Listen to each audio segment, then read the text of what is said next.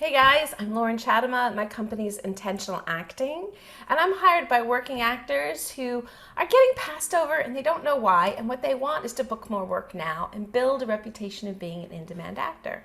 Now, it's hard to do that if you can't relate to the material, and that happens. And every actor is different, so that's something about I want to remind you about the method. You know, we always think the method means that I get in and I go be the police officer and follow him, and I have to live exactly like. And Daniel Day-Lewis is a great example of that. But reminder that the method means you find your own method. What is your method? And sometimes it's picking and choosing from different methods. And one of the questions on my 9 questions of intentional acting is, how do I relate to the scene? So the first question, what is the scene about, is about all the given circumstances. And so you read the script, you get all the given circumstances of the scene. And then you've got to go, well, now how do I relate to that? So for example, in class this morning, I had one student, she's like, that question doesn't help her.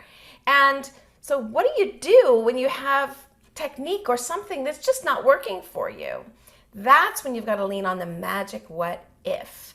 The magic what if of Stanislavski. So how do I relate to this? Or what if I could relate to it? What would it be like? So we were doing a scene about an FBI and CIA agent, and it was an FBI and CIA agents meeting one another.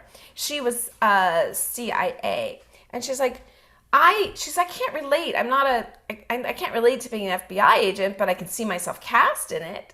And I'm like, great. So that's one step closer, which is you can see yourself cast in it. Why do you see yourself cast in it? And she said, well, I just think it's my bone structure, the way my face is.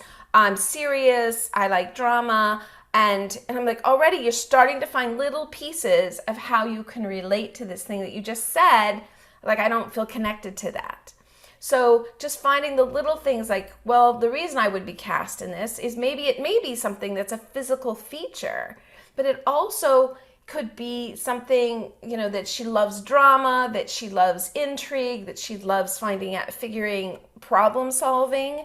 Great. That's what CIA agents do. Great. And so then we got to engage her more like, okay, so what if you were a CIA agent? What would you like about that? What would you like about that job? And what starts to happen when you ask that what if question in your brain is it opens up your imagination and the entrance to your imagination. Because what if doesn't mean there's a right or wrong. What if doesn't mean you have to do it a perfect way. It just means, well, what if? And it's a great brainstorming tool.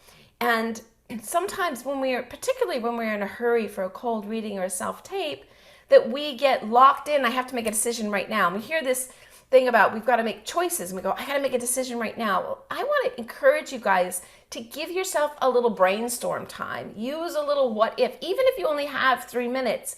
Allow that imagination to come in, because your imagination is yours and nobody else, and nobody else has that same imagination. And that's what makes you unique, and that's what brings you into the room, and how you imagine what would it be like to be a CIA agent. What would I like about being a CIA agent? I've been watching FBI, and I'm like, oh, that looks like fun, but I don't have the guts to do it. So what if I were an FBI agent? What would I like about it? I love tracking down bad guys. I love being the courageous one who could walk into, and feel so confident with myself that I could hold a gun, that I could walk into a space that I don't know if there's a bad guy in there. I don't know if there's guns or drugs or anything.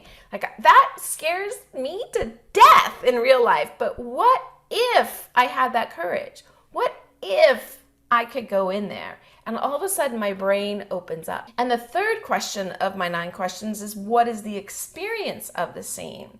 And so sometimes we haven't had that experience. So then we get to go, well, what if I were in that place?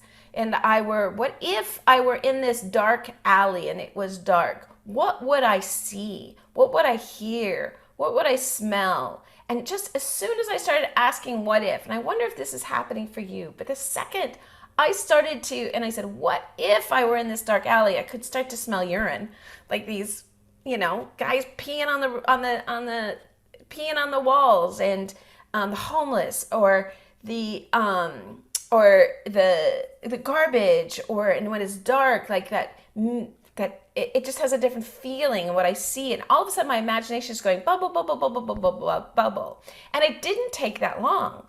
Like that took seconds to create that, so that when I'm going through that, then I can make a choice.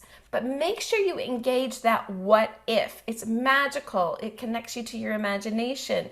If you don't know how to relate to something, think, well, what if I did? What if I had the courage to be that kind of person? Or what if I did like that kind of thing? Or what if I were on another planet? What would that be like? So, magic what if. Give yourself the time to ask that before you make a choice, so that you have lots of choices to choose from, and then it'll get clearer which is the right choice for you. Magic what if. That's your technique for today.